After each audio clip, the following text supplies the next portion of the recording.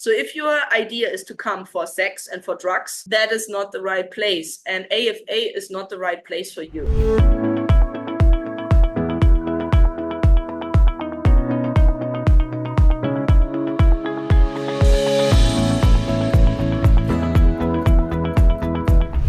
Right? And so when you come to Colombia, there are some rules you should follow, even if you don't understand them, even if you don't like them, but it's good to follow them. So, for example, always be very polite, right? The Colombians, if you see, they're always polite, they're always smiling, they're always saying hi. So be polite, be connected. This is a culture that connects. It's not an isolated culture. You like that, that's why you come here. So be part of that social, right? Be social, talk, communicate, smile. Don't be that grumpy, serious person. Like, be a little bit more outgoing and try to be also flexible. As we know, it's a different culture, things work differently here. Patience is a big thing. Don't get angry, don't get frustrated, don't be mad on other people, don't treat the people badly. Obviously, if somebody is really bad to you, obviously you have all your right to say, but just don't treat everybody bad because you think from a better country or from a better service or better whatever, right? The long-term impact, as I said, is very strong. And unfortunately, there's a very negative side as well, and that is why I think it came so much up now.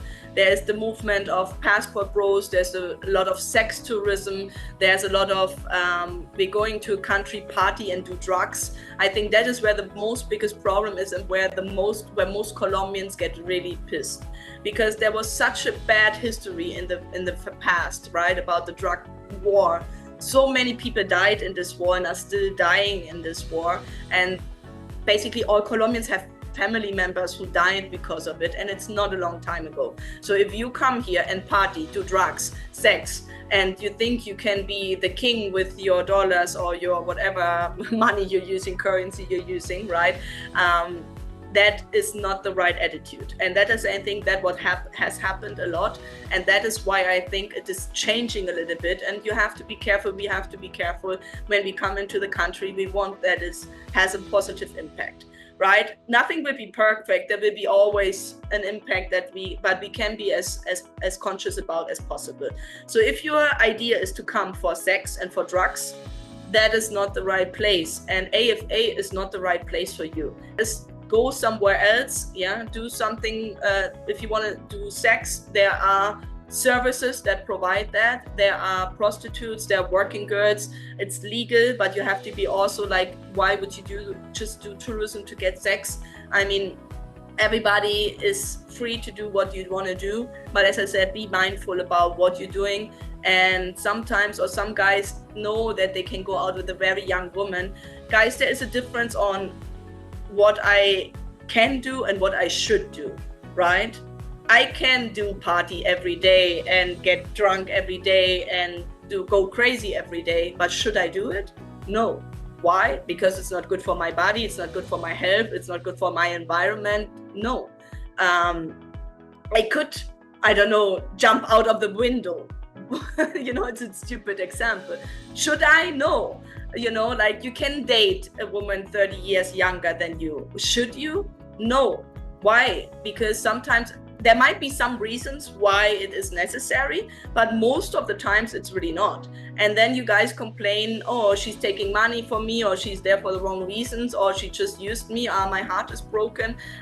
So you have to be also mindful about that, right? And conscious about that. So there is a lot of good and bad, and that's, as I said, I want to really go a little bit more deeper in that, and I'm happy if you have any comments about it, because obviously you guys might sometimes get confused, like, okay, I'm dating. We encourage you, right? We as a matchmaking company do encourage you to go and meet different people. Yes.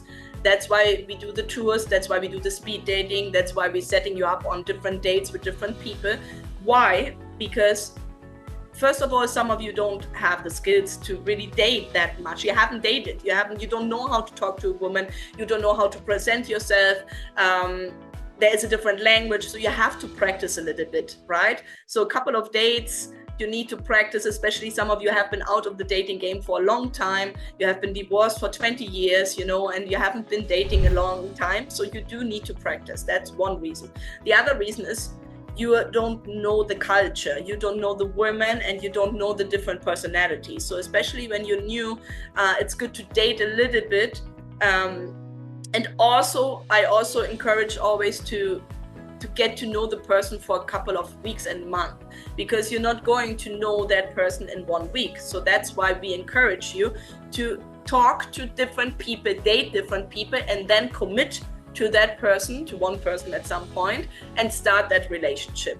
But we do tell you it's good to get to know some people and to not like close your options right away, because that's what we see sometimes as well. You guys come, see the first woman, and then, okay, I'm going to marry her.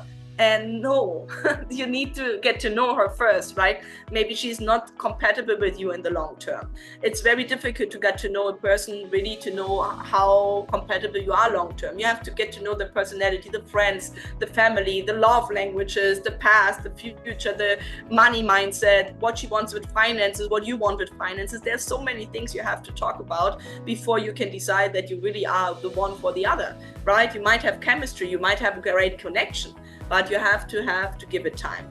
Searching for that one special woman to complete your life? Join men from all over the world as they take a trip and find their future brides. Check out our website at mediandating.com.